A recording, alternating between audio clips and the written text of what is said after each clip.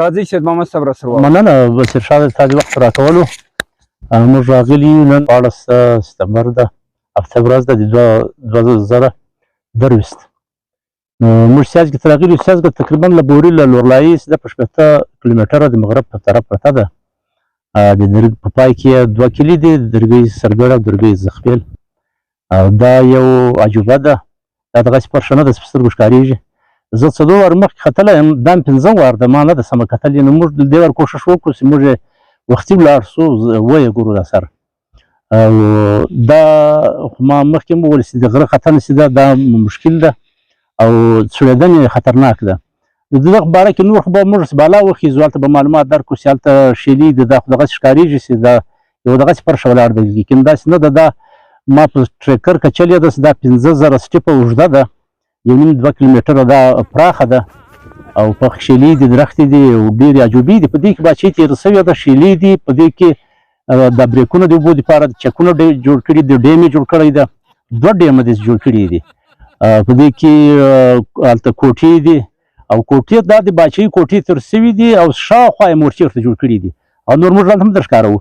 اوس به لږ په دې باره کې چې دلته هر څوک چې راځي خېږي، یو خو د ګایډ نه ځي چې ګایډ ورسره وي، دوم باید څه ټریک سوټ واغوندي او څه وچه میوه ورسره وي، اوبه لازمي دي چې اوبه وي، د خوراک شی دا شی ورسره دغسې دې نه ځي، بیا شناخته دې نه ځي. موږ 15 وار له دې وارې سدر رالو، موږ نوی غلط شوي، لاره م پیدا کړه. نو ملګري راسره دي، کلاسیک پلا ملګري هم راغلي دي، د بوري ملګري هم راسره دي. نو چې خیزو باید چې اول ټریک سوټ یې که په کالو کې بیا پیسې وتړي، ښه بوټان سم وي، ماسۍ پښو یې سم ورور تصمیر مضبوط دی، ښه صفا ګوټونه یې ګوټونه بیکاره نه وي. داسې به سړی نه خیسي ورته وګوري دا کوچنۍ پرشه ولاړه ده، به زه به راکښته شم. دا ډېره غټه په 2 غنټې کې تقریبا ختن ده، او په ټوله ورځ باندې سړی کتلی نه شي.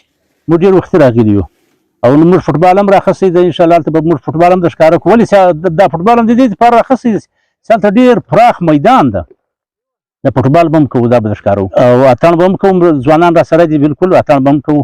بسم الله الرحمن الرحیم. بشیر صاحب، شاد صاحب، ډېره مننه ستا او د اشر تحریک مشر سید خان اثر صاحب. موږ د سیازګې غره نه راوستو، ډېر مارمان وي چې دا له ډېره وخته له ځوانۍ ځاسې باید موږ د دې دغه وکړو.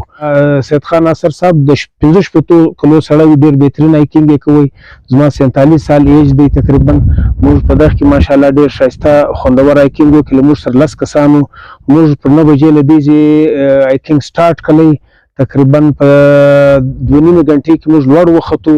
بیا تقریبا دا ټوټل 13.5 کیلومتر فاصله راځي. 3 کیلومتره موږ وختو، پر 9 بجې روان شو. 6.5 کیلومتر د غره پر سر موږ لاړو. اوس تقریبا 3.5 کیلومتره موږ دا فاصله ده چې تر غره اخري ته به کښته کېږو. نو ډېر خوند یې وکړ، ډېر ښایسته د فوټبال موږ هلته وکړي، پر سر باندې کاکړي اتڼ مو وکړي، ډېر ښایستې درختې وې. د اګریکلچر ریسرچ له طرفه ځای انشاءالله تعالی موږ به درختې ورکو. دوی به دلته بسم الله الرحمن الرحیم. مننه شاد صاحب. زموږ له ډېره وخته د هیکینګ پروګرام وي چې د کارکولي غر چې خلک کارکولي ورته یایي، او سیازګه چې کوم اوریجنل نوم یې سیازګه ده. د دغه غره زموږ پروګرام له یوه کاله څخه زموږ دا پروګرام روان وي. نن بالاخر موږ کامیابه سو چې دا غره ته راوختلو. اوس بلکل پر واپسي روان یو، کیلومتر لا پاته یو. نو په دې غره کې چې کوم یونیک دغه ول هغه موږ دا ولیدل، یو خو لارې انتهایي پیچیده ولې، خو بالاخر مطلب موږ وختو، هر څوک خطا شي، بلکې داسې مسله نه ده. او چې وختو په ده کې بیا بالا چې کوم دی خلکو خو نو دا سمرل دي چې خالي د غره سر دی، چونکې دلته دننه سم لکه یو امځکه چې دا رنګه ده. په دې کې مطلب مینه ګروندونه ستا، په دې کې مطلب د باچا چې راغلی دی دغه کور پکې ستا، دلته سمه باچایي سوي ده، او په دې کې چک ډیمونه ستا، په دې کې تالابونه ستا، په دې کې درختې ستا، په دې کې شلې ستا، یعنې پوره لکه یو آبادي ستا یو ځای وینه، لکه یو کلی یو علاقه دا رنګه د غره سر دی. دا نو دا ډېر یونیک دی، مطلب دته موږ غر نه سو ولی، عجبه یو علاقه ده مطلب. نو د دې سید محمد صاحب موږ ته مکمل وزټ راکوي چې په هغه ټیم کې چې 2,000 کاله له مخه د دونه ښه کنسټرکشن کړی وو، ښه په ډبرو باندې، ښه په طریقه باندې. نو دا دې چې اوس موږ سره د کښته کېدو پر مهال یو ډېر خوند مې پر واخیست.